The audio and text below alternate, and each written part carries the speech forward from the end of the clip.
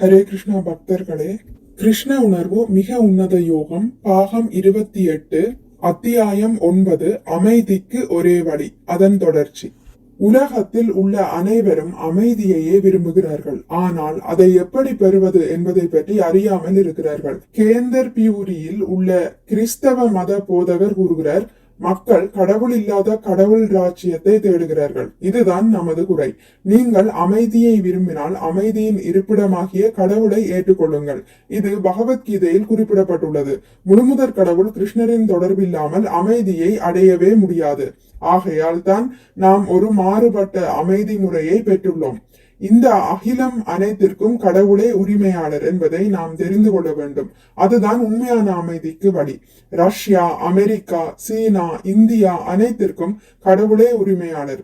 ஆனால் இவை அனைத்திற்கும் நாம் உரிமை கொண்டாடுவதில் தான் சண்டை, வேற்றுமை, மனஸ்தாபம் அனைத்தும் உண்டாகுகின்றது. இப்படி இருக்க அமைதி வருமா? மொத்தத்தில் கடவுளே அனைத்திற்கும் உரிமையாளர் என்பதை ஒருவர் ஏற்றுக்கொள்ள வேண்டும்.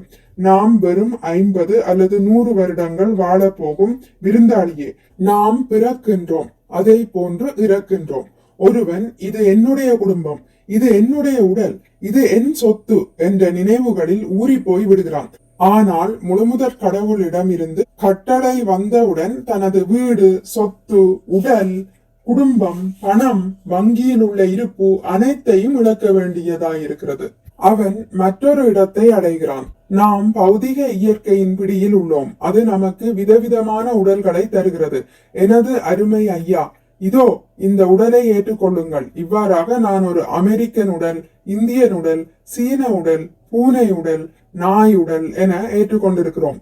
நாம் இந்த உடலுக்கு கூட உரிமையாளன் கிடையாது. இருந்தாலும் நான் இந்த உடல் என்று கூறிக்கொள்கிறோம்.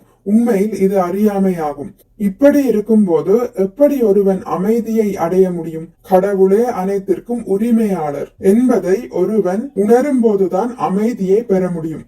ஒருவனுடைய நண்பன், தாய், தாயினுடைய தந்தை மற்றும் ஜனாதிபதி வரை அனைவரும் குறிப்பிட்ட கால விருந்தாளிகளே. இந்த அறிவு ஏற்றுக்கொள்ளப்படும் போது அமைதி வந்து சேர்கிறது. அமைதிக்காக நாம் ஒரு நண்பனை தேடிக்கொண்டு இருக்கிறோம். அந்த நண்பன் கடவுள் கிருஷ்ணரே. அவருடன் நட்புறவை ஏற்படுத்தி கொண்டால் ஒவ்வொருவரும் உங்களுடைய நண்பனாய் இருப்பதை காண்பீர்கள். ஏனென்றால் கடவுள் அனைவருடைய இதயத்திலும் இருக்கிறார். கடவுளுடன் நட்புறவை ஏற்படுத்தி கொண்டால் அவர் உள்ளிருந்து உத்தரவிடுகிறார். அதன்படி நீங்கள் நட்பு முறையில் நடத்தப்படுவீர்கள். காவல்துறை அதிகாரியுடன் நட்பு கொண்டிருந்தால் சில நன்மை அடையலாம். அதே நேரத்தில் ஜனாதிபதியுடன் நட்பு கொண்டிருந்தால் அனைவரும் உங்கள் நண்பர்களாய் இருப்பார்கள். ஏனென்றால் எல்லோரும் ஜனாதிபதிக்கு கீழ்ப்பட்டவர்களே. எந்த ஒரு அதிகாரியிடமிருந்தும் ஏதாவது நீங்கள் விரும்பினால் உடனே ஜனாதிபதியை சந்திக்கலாம். அவர் கூறுவார், சரி, இவரை கவனித்து அனுப்பு, எல்லாம் அவராலேயே நிறைவேற்றப்படும். கடவுளோடு நட்புறவை ஏற்படுத்த முயற்சி செய்யுங்கள். அப்போது ஒவ்வொருவரும் உங்கள் நண்பர்களாய் இருப்பார்கள். இந்த அருமையான உண்மையை, அதாவது கடவுள் அனைவருடைய நண்பர், அவரே மிக உன்னத உரிமையாளர் என்பதை ஒவ்வொருவரும் புரிந்து கொண்டால் அமைதியை பெறலாம். இதை பகவான் சைதன்ய மகாபிரபுவும் கூறுகிறார். பகவத்கீதை, ஸ்ரீமத் பாகவதம், சைதன்ய சரிதாமிர்தம், பிற வேத இலக்கியங்களோ அல்லாத பிற மத இலக்கியங்களோ அனைத்திலும் கடவுளே அனைத்திற்கும் உரிமையாளர், கடவுள் மட்டுமே நண்பன் என்ற ஒரே விளக்கம் தான் கொடுக்கப்பட்டுள்ளது. இதை நாம் புரிந்து கொண்டால் அமைதியை அடைய முடியும். இதுவே அமைதிக்கான வழிமுறை. கடவுளின் சொத்தை தனதாக நினைத்து அபகரித்தவுடன் காவல்துறையை போன்று பௌதிக இயற்கை நீ இதற்கு உரிமையாளன் அல்ல என்று செயலில் இறங்கும் கடவுளால் நமக்கு ஒதுக்கப்பட்டதை மட்டுமே நாம் பெற்றுக்கொள்ளலாம். கிருஷ்ண உணர்வில் நாம் பக்குவம் அடைய வேண்டும். அதுவே நமது வேலை, வேறு எதுவும் இல்லை. இதிலிருந்து விலகி இந்த நியமங்களை ஏற்காமல் அதிகம் அனுபவிக்க விரும்பினால் அப்போது நாம் துன்பத்தை தான் அடைய முடியும். மறதி என்ற கேள்விக்கே இடமில்லை. ஏனென்றால் சைதன்ய மகாபிரபு கூறுகிறார், கிருஷ்ண உணர்வில் உள்ள ஒருவன் தேவைகள் இல்லாதவன். இவ்வாறாக அவன் அமைதி அடைகிறான்.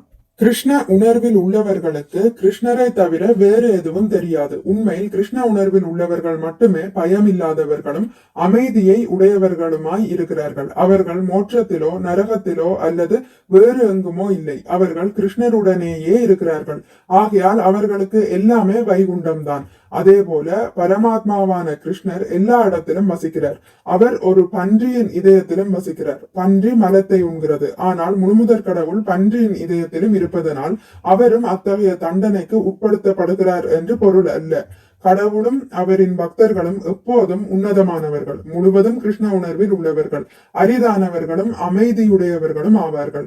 ஆயிரம் மனிதர்களுக்கிடையே உண்மையில் கிருஷ்ண உணர்வில் உள்ளவர்களை காண்பது கடினமாகும்.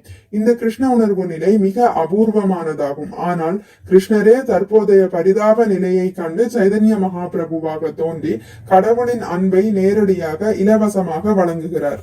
ஹரே கிருஷ்ணா. இதுடன் முடித்துக் கொள்கிறேன். இனி அடுத்த பதிவில் இதன் தொடர்ச்சி தொடரும். மிக்க நன்றி. ஹரே கிருஷ்ணா.